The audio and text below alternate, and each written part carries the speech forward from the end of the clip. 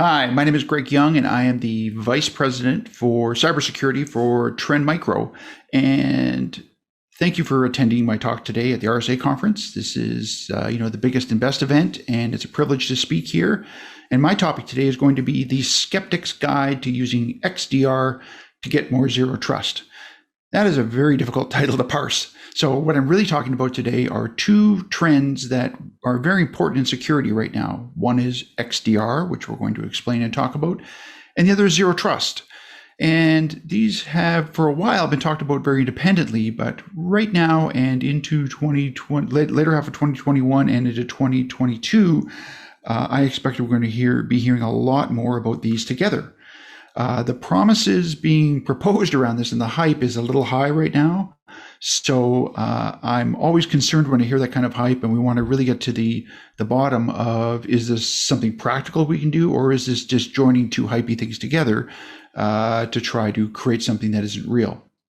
My background, I've been in cybersecurity for 33 years now. Rick Astley was number 4 with Never Going to Give You Up when I started cybersecurity. So that was a timely spot to start my career with effectively was a meme that we used a lot. In those 33 years, I have been a CISO with the federal government. I have with the Federal Department of Communications, with Gartner for 14 years as their lead analyst for network security, and military, a bunch of other jobs in consulting and stuff like that. And in the last 3 years, I have been Trend's head of cybersecurity. So with that perspective, hopefully we're going to deconfusicate things, but really also take this skeptical eye into these two trends and seeing, is there a conjunction of them that's meaningful to you as you do your job in security. I subtitle this that we were promised jetpacks and correlation, that there's been a lot of promises, hey, in my 33 years, I've seen a lot of them. Some are true and some don't come true.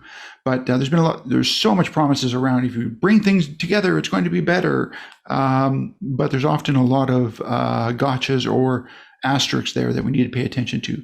So the promises, and especially around the ones around correlation, is bringing information together. Is it going to be more meaningful for you? That's what we're going to particularly dive into. So what's been going on? Why are we talking about this first trend, which is XDR? And we're going to define it, but I'm going to talk about what the problem is first. So the Security Operations Center and security teams, they have been wanting fast detection and response across the entire environment.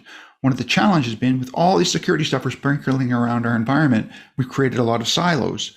So depth of protection, that's a great thing, but when silos don't communicate, that is a crack that the bad guys can exploit. And the SOC teams particularly notice this, that they're the ones who are having to connect the breadcrumbs or follow the breadcrumbs, especially between these silos that aren't naturally sharing consoles or sharing information between them. So we've had other tools like SIM and the like, which is a link in between them, but from the SOC team's perspective, that's only one tool. These attacks don't stay in silos. The security teams need to piece these together. What's really happening. EDR, endpoint detection and response, is one of them that goes beyond the traditional sort of endpoint protection platforms that we've seen. And EDR gives you more information. So not necessarily just sort of that spot and block, but it gives you that deep sort of amount of information that's going on the endpoint. So that's been useful for SOCs. But there's other things that we have to dive into as well. And they all seem to have this sort of greater depth that they have. But we've also got the split of our technologies split now. So of course, cloud has provided this other sort of silo split between on-premise and cloud. And additionally, with new kinds of environments, even between cloud environments, that's new kinds of silos were created. So there's been a lot of emphasis now and need. And one of the big silos we've had is email, for example. That email is separate sort of silos, separate group managing it.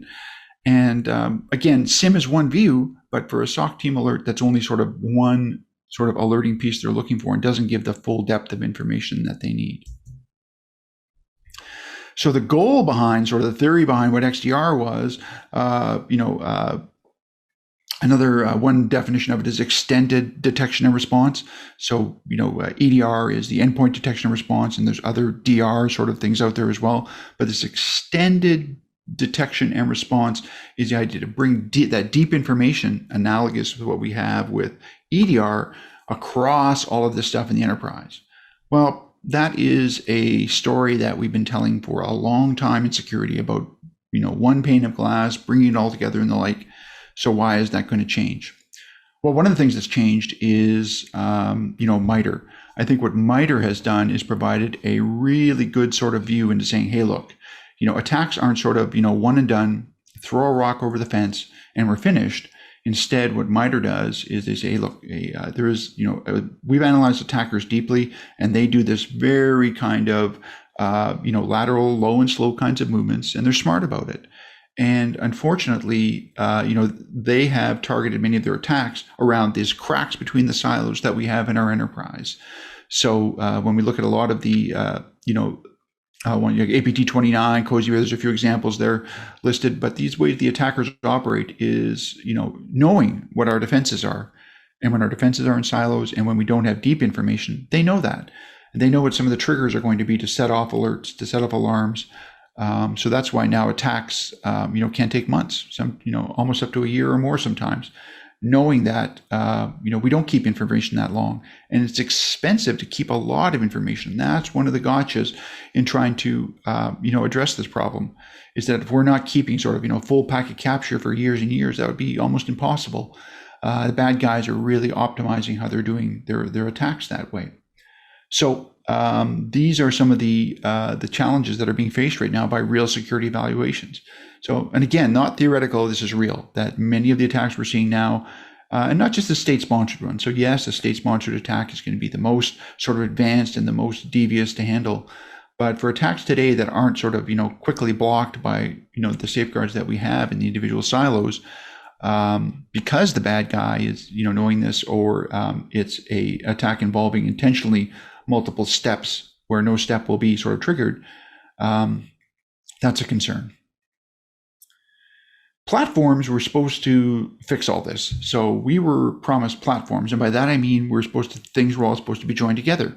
That for years, vendors have been promising, saying, hey, we have our APIs, you buy our stuff, it's going to communicate better together. Or we're offering up an API, it's going to be complex and cumbersome, and it's going to change a lot, so nobody's going to integrate it with it.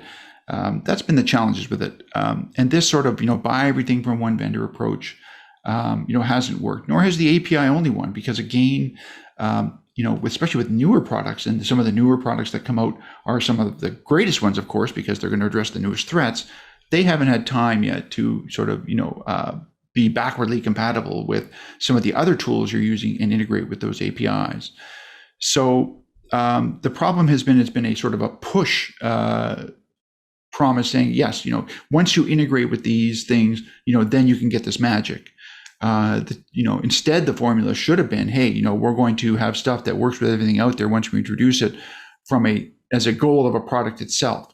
So I think relying on the individual safeguards, all the individual products you have to integrate with each other is just not going to happen. It's just, not everybody's going to play well together.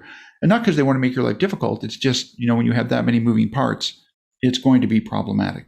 So this API stuff is great, and you can get great information from there, but that hasn't worked. One of the other issues is that when a lot of companies focus on integrating their own products to get better detection together, they naturally exclude third parties. So neither approach has worked. This sort of open sourcey API approach, that's one view, and there's promise there, but the implementation hasn't worked. Nor is the other side saying, only our stuff works. You have to buy all of our stuff to get a really good security promise. And in recognition, especially for very large enterprises, or even large enterprises, in fact, enterprises, or heck, even small, medium-sized businesses, they have multiple products from multiple vendors. Unless it's a really small business, they're only going to have one security product and go with that. So the expectation is there's going to be heterogeneity. So how are we going to get this information across those and get it in a way that's useful to a quick response? And we don't have days to kind of parse this information. And this has been part of the challenge with SIEMs, is the security information and event management tools. They're often, they're not timely enough, nor do they have the depth. They're getting the alert, but the information behind it doesn't come with it quite often. And that's natural, right? The SIEM isn't going to be this joining of everything. They're this timely, quick, catch it immediately tool. But that information you need behind it's been a very, very manual process up until now. So data persistence has been a big problem as well. That as the APIs change, that's been an issue. And this lowest API denominator, that you're only getting the information that is offered up in the API. What if I need more? And what is security relevant on one day may not be security relevant in the next incident. And by that I mean sort of what's offered up in the API is often not rich enough, that they give sort of that traditional view of, like what a firewall rule is, that there's going to be a 2 from what port and the time and some other, information like that. Well, what about if I want some other information about what happened in that transaction that may not seem to be security relevant, but is going to be critical once I start to piece together an attack chain? So this is where we've come with now the promises of XDR, is that we've had a lot of things out there, and here's some of the many acronyms we have. With the endpoint protection platforms, managed detection and response, which somebody else, like some people, start to help look through the information in case there's not enough there. EDR is that extended view that goes down, and we've talked about SIM. And the ones in yellow are ones I made up because acronyms are funny and we have too many in security. So we'll just filter those out for now. But we have all of these approaches that have tried to solve bits of the problem, when in turn we said, hey, look, we need a glue between not just the endpoint stuff, but all the stuff in the enterprise. And that's been sort of the grail we've been searching for. And XDR has been, is intentionally designed to make a new run at this. So what's it really composed of? Well, XDR, to me, when I put everything else aside and I say, hey, give me the elevator pitch on this, I say that XDR is a data lake of a whole bunch of information that I could possibly want to deal with security.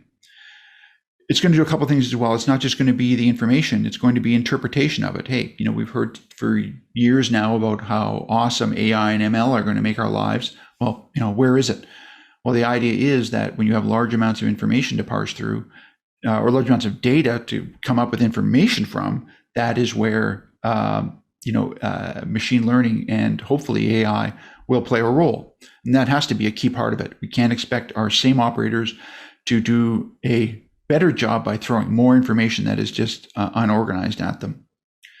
So that's great. So we're going to have more information to draw from all of the stuff in the enterprise, and we're going to have some assistance in finding out what's important there, which should be easier, not harder. And by that I mean the more information we have, the more focused we should be on saying, yes, this is an attack or not. What we don't want to get into is this tsunami of alerts that's saying we're just going to throw more alerts of anything remotely suspicious at the operator. No, that's not good enough. It should be smarter. The more information we have, it should be a more focused and more determined one. If we have only a couple of data points, we can say, yeah, it's suspicious. But when we have a lot, we can either include or exclude that. And that's what a true XDR should be, not just a noisier SIM or a noisier data tool. One thing that often gets missed in this discussion of what XDR should be or is going to be or is the response part.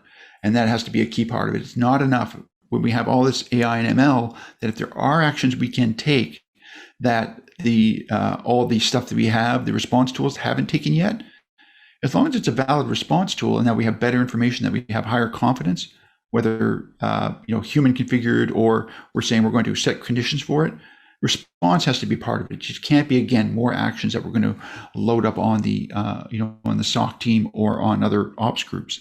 So response is critical to being a part of a true sort of XDR approach that you could take. And again, it can't be sort of one silo. The idea is it's going to be endpoints, networks, email, cloud workloads. It has to have enterprise-wide coverage. Because as a SOC operator, you're going to be looking at all these places anyway. You're going to have consoles open from all of these things, 20, 30 consoles on some days, to try to track and saying, is this a valid chain? Email is the one that often gets missed because, 97% of all attacks involve an email nexus. And unfortunately, that's been ignored quite a bit. It can't just be, again, sort of, let's just do a scan of the enterprise, much like we do in other ways. So the endpoint side must be saying, hey, we've got telemetry there with EDR.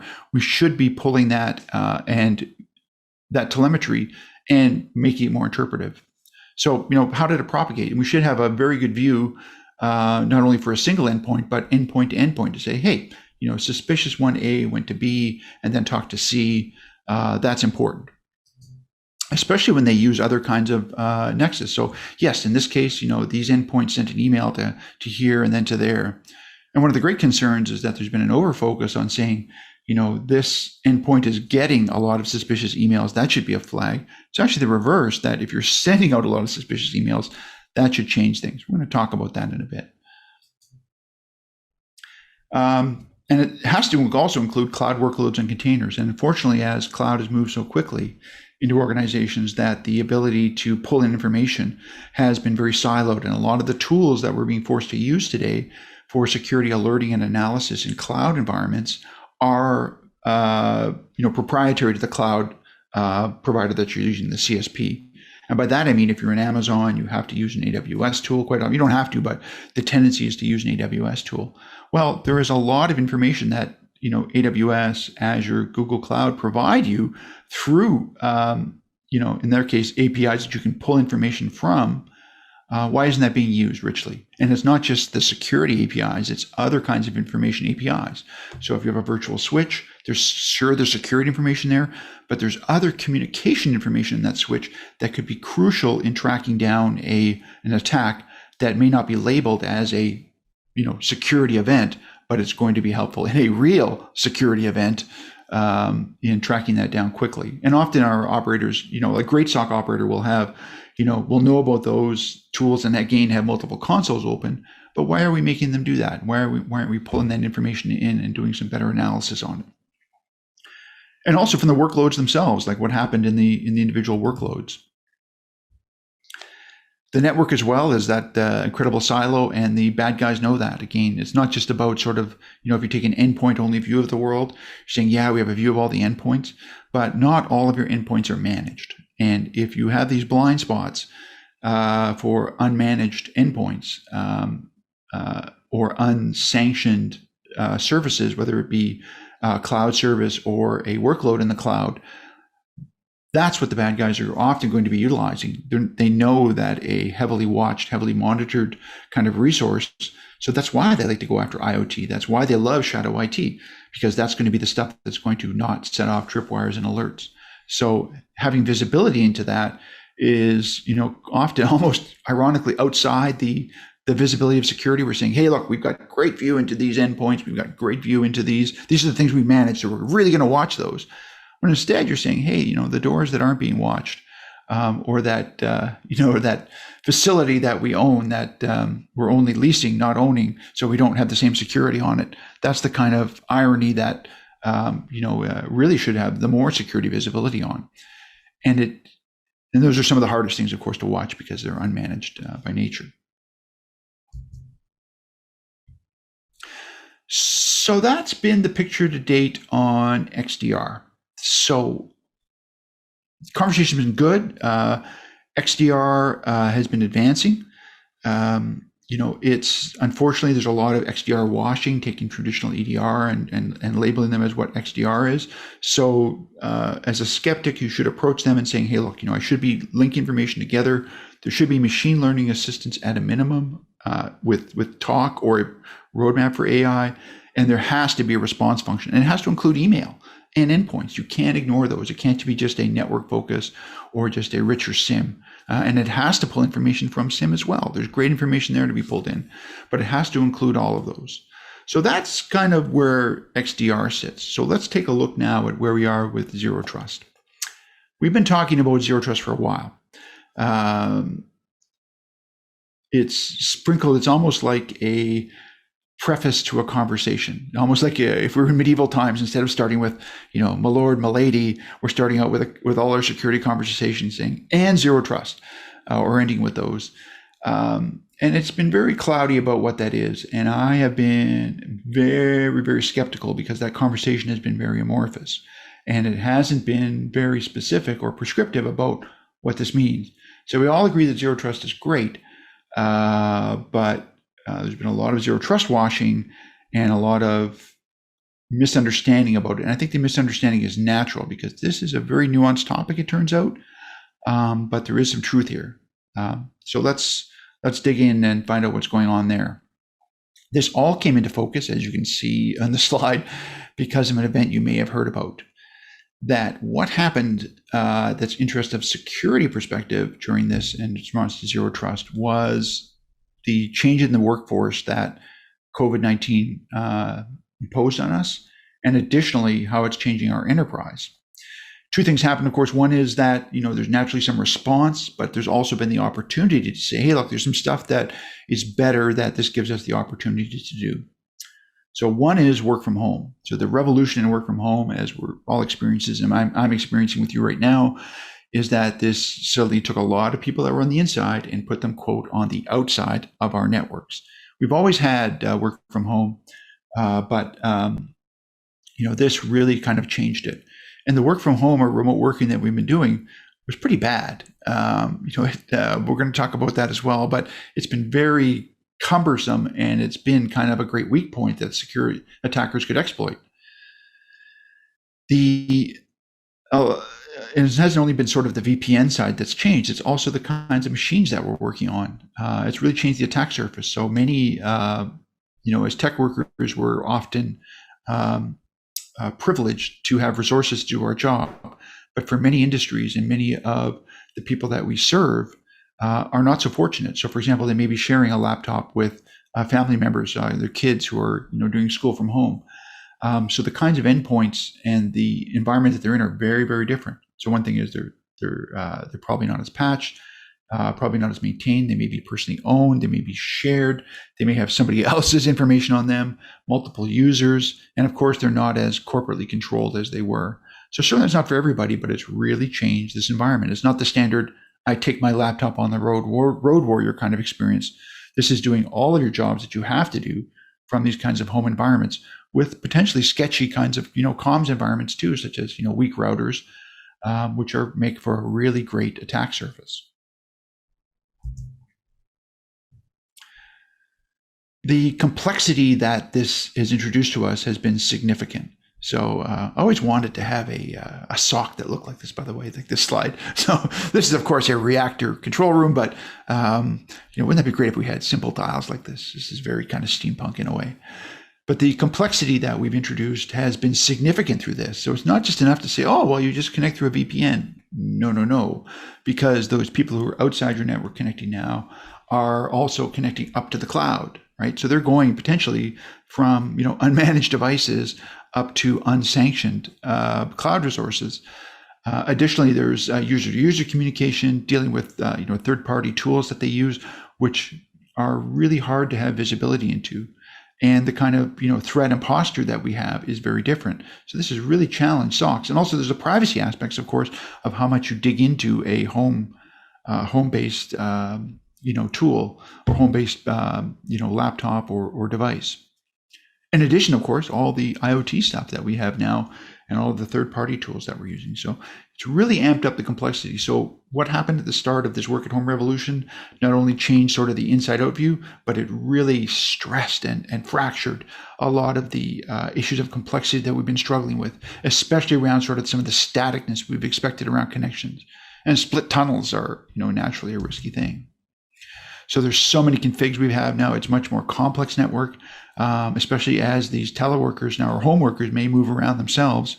It's really changed the traffic flow, and integrating this is very different. And of course, the opaqueness of VPNs also introduces a real problem. But as we look at sort of zero trust, I'm going to be stressing a concept that zero trust discussions don't normally have, which is visibility. And one of the skeptics' view I'm going to have is that if you're having any zero trust discussions, is that visibility is an important part of it. Great time right now to talk about zero trust really quickly. To say that zero trust is a concept, it's an architectural approach, and it is in response to many of, in fact, the stresses we've had with work from home that it's been in response to. That we're going to diagram some of these, and hopefully this will make a bit of a picture about where zero trust comes from.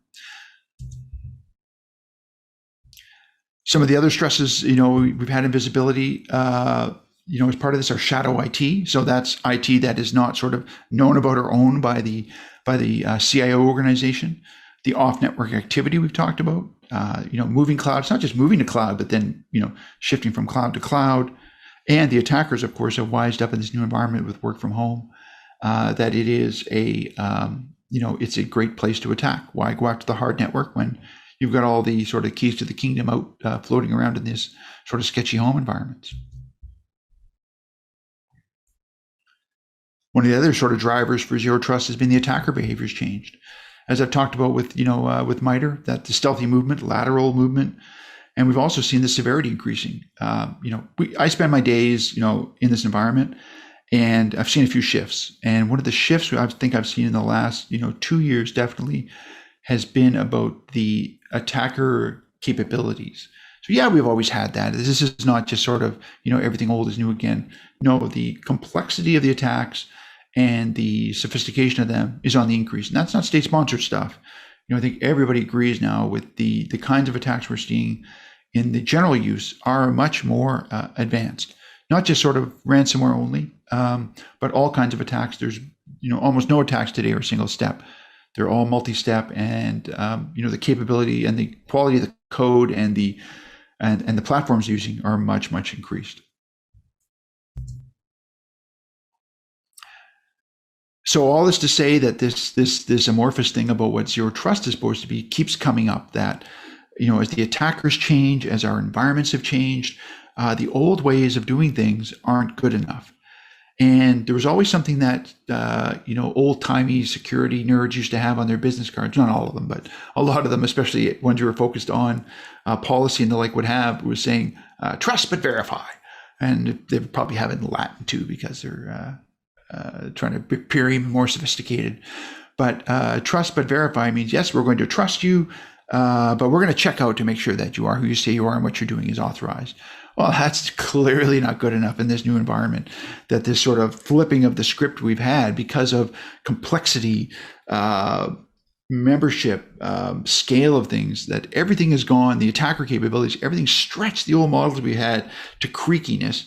So it hasn't really broken it, but we're at that point of really, it's almost broken, and we're almost to that point of sort of flipping magnetic north. And I think that it has to be flipped to say that, no, we're going to, instead of, trust but verify, it's going to be, we're going to verify you, then we're going to trust you. And that's the position we're in. Not to the point of interfering with what you're doing so much, but the old way of doing the models have to change incrementally, not overnight, but it's got to change, and there's got to be ways to do it. Just doing the old stuff we did with more scale, not good enough. We've got to really change and look for new approaches, because we have technology to do this. So why aren't we doing it? A lot of noise around zero trust, as you'd expect, saying, hey, everything, everything is ZT or zero trust now. Lots of terms out there thrown in with it. You hear ZTNA, you hear SASE, you'll hear zero trust certified. Poor clients are, even saying, people out there are saying, hey, I just, sell me some zero trust. And that's, that's just not doable. It's like selling you 5 pounds of health. So what is this really all about, this zero trust stuff? Well, the old models we had of everything on the network is trusted. We're going to assume identities are not compromised. If you're allowed in, if you have passed authentication, that's good enough. We're going to assume you're going to act responsibly. We're going to, work to detect attacker behavior. No, we have to flip this around. And part of these fundamental architectural and design changes are that, you don't get a lot of trust by default. So just by your membership in a group or your identity, you don't automatically get that just by sort of, being in a club. No, you have to have that assigned to you. There's been attempts to do this in the past, which have been unsuccessful. And that should be part of your skepticism, is that there's no magic bullet for this. And it's not going to be solved with sort of one thing. It's going to be a bunch of things that are going to solve it. But there are a few pillars.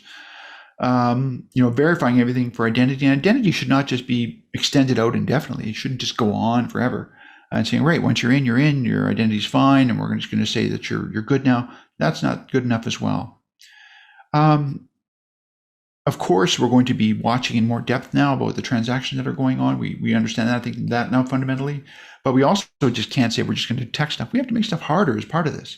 And you start to see why some of the concepts in XDR start to now really link with zero trust, to say, hey, that, Greg just told me a few minutes ago saying that the response capability have to be there. Yes, it can't just be about detection is good enough. We just went through this phase where we said, detection is everything. No, that's not everything. You can't give up response. So detection is, yes, more important than ever, but response and prevention is not. There's a NIST publication out there, a special publication on Zero Trust, which I encourage you to look at. However, it's not a standard. There's no standard for Zero Trust. This document is great, but it describes the strategies. It talks about the importance and how government programs are adapting, but it doesn't say, hey, you must design it this way. So yes, it kind of gives a few hints about some specifics, talks about things like microsegmentation and a few other little crumbs that are there, but it talks about the philosophy part, which is correct because that's what Zero Trust is. But it unfortunately uses the term architecture, which gets me skeptical. So it's more of an approach and a strategy that a true architecture is what you are going to do using Zero Trust concepts, but using some more specific things that are within there. So here's the big pillars. So this is one of those AHA slides. So I had that sort of AHA slide before about XDR. This is your Zero Trust AHA slide. And this one is going to be saying that identities, yes, there has to be multi-factor authentication. IAM is one of the pillars in Zero Trust. Restricting network access is one of the other pillars. So, and application safe lifting, or just saying what's good and what's not good, that's a key element as well. So those are some of the pillars. So it's not all about identity only. That if you say, well, somebody says, yes, Zero Trust is all about identity, and that's one of sort of the bad sort of memes or ideas that's going around now. That's not true. Nor is it all about microsegmentation. You can't get all of your Zero Trust through microsegmentation. But what you start to understand, and I start to understand now, is that Zero Trust towards getting a goal or as a philosophy, you can do all of these things. The things that we're kind of missing now around identity, good segmentation, and the like, those are all missing. And these are approaches towards that. But one of the specifics are, we're saying that there are specific things we can do aside from those individual pillars, is that we can link those together and say, hey, for example, for SaaS apps, we can do things differently. We've always had CASBs and secure web gateways. Yeah, we've had those, and saying those are Zero Trust, yeah, that's helpful towards doing that, because like a CASB or the cloud app security broker will, help you configure your cloud stuff better. And that's a Zero Trust goal, like a well-configured cloud environment. But just saying that Zero Trust is not good enough. Let's link these together and say that, hey, specifically for this, these remote workers and this new kind of virtual networking we've got now beyond VPN, there's a concept or an approach called ZTNA. It's actually more of a product saying that, hey, this is now the new generation of VPNs we've got. ZTNA is going to provide that. So as the infrastructure changes, your pipes and security should change with you. So, hey, that sounds more Zero Trusty than just a good old VPN. So when you combine the ZTNA and the CASB stuff together, you get now some specific stuff around what Zero Trust can provide. So this is under one term called SASE, another term ZTE or Zero Trust Edge. They mean the same thing, and that is saying that taking these traditional ways of doing security safeguards, putting them into this new kind of flexible network environment, that gives you some good security at the edge. So with this sort of COVID-19 workforce, and why we're talking about Zero Trust so much now is because of this. Often we're talking more about SASE than we are talking about really Zero Trust, but they're together. SASE is a subset of Zero Trust. So that's a really important understanding, to say that Zero Trust is the concept, SASE is the implementation, and it uses specific implementations around VPNs, CASB, secure web gateways. So be very cautious about SASE washing or ZTE washing about the security, the secure edge stuff. It's early days now, so part of your skepticism should be that nobody has a soup to nuts Zero Trust solution. So I'm skeptical about saying, hey, just come and buy all our stuff, you're going to get that. Much innovation and evolutions ahead. We're going to go through these really quickly because we've covered some of these concepts. But what we're really talking a lot about Zero Trust now is this difference between managed and unmanaged. So the unmanaged stuff is a trust issue, right? If we have unmanaged devices going out to unsanctioned SaaS apps, that's the thing we can't see today. And that is the kind of stuff we want to try to solve and get more trust in. saying that, yes, we're going to trust it because it's just out in the cloud, or we have a managed device. That's not good enough, because a managed device, we only see one side of it. And the same for if we have a good sort of corporate app up in the cloud and it's going to an unmanaged device. Well, yes, we can get part of that through, through SASE, for example, but not all of it. So just the cloud stuff's not good enough. We need to know, as part of Zero Trust as well, whether our app, our user's device and application is healthy. And that health is not just sort of a normal vulnerability thing. It's got to be the history of it. And this is what we're talking newly now about, is posture and sort of risk insights into Zero Trust. So if you're talking about a Zero Trust solution, it's not just going to be, hey, we're going to drop this solution into the network. No, that's not good enough. The health of that and the posture over time and continuously is really a Zero Trust concept.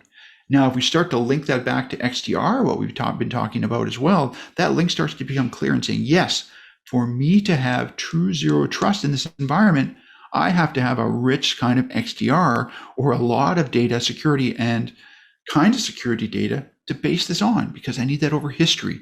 And there may be conversations going on and history that may be outside the normal scope, and I'm going to have to reach and grab for it in unusual places. But if I have that and I can perform backward analysis on it, that's going to get me towards a true posture to say, yes, my identity was good when I signed in, but it's looking sketchy now at all the things I've been doing. And this sort of posture and health over time, we've kind of had nibbles of, but now we really need to do this. And by linking together, or taking what we have in XDR to do that and applying it in XDR, I think now we're getting the links that are valuable. But it has to be real XDR, and it's got to be real Zero Trust. It can't just be Zero Trust washing. And in this work from home environment, as we talked about as well, whether you go to the data center, and again, it's an amber connection here because it's been difficult. And when we go beyond the VPN, the reason we're talking about linking XDR to do this and doing it as part of Zero Trust, and specifically as part of SASE, is saying that yes, if the environment changes between me, if I'm in an SDN environment or an SD-WAN environment, it has to be able to adapt to it. And specifically, actually, I'm just going to back up for a second. This adaptation is really important. And unfortunately, some of the definitions around what SASE, Zero Trust, and ZTE have been, is they're throwing in some of the network technologies into it. So I'm very skeptical of that. So be careful if a Zero Trust solution is talking too much about SD-WAN, because to me, SD-WAN is part of the problem. Saying, hey, look, yes, it's a new challenge, it's a good thing, and there's new opportunities, but it's what we have to accommodate, not what has to be part of the security. So my Zero Trust, my SASE should accommodate and embrace an SD-WAN environment, but it doesn't mean I have to own the SD-WAN necessarily. So be very skeptical about SD-WAN solutions being sold as Zero Trust or solutions as well. The terminology, as we've mentioned, there's equivalents depending on who they're termed by, but they mean the same thing. So when we're talking about Zero Trust SASE and we start to bring in the endpoints as they play this more important role on the edge, this is where these terms get thrown around a lot, but they effectively mean the same thing. We've given you that good diagram about what we think SASE really means, that it's not interchangeable with Zero Trust. It's a subset of it, and it's specifically about that people and stuff outside the enterprise edge connecting. And again, be really cautious of CASBs or secure web gateways being just sort of Zero Trust washed. So for it to be truly SASE, it's got to have that working no matter where. And that VPN or ZTNA, that's just a connectivity service. ZTNA on its own doesn't give you much. That's new sort of VPN, except a more flexible and smart VPN, which supports better security goals. So again, Greg Young, thank you very much for this session and your attendance here. And I look forward to speaking with you again in the future. Thanks.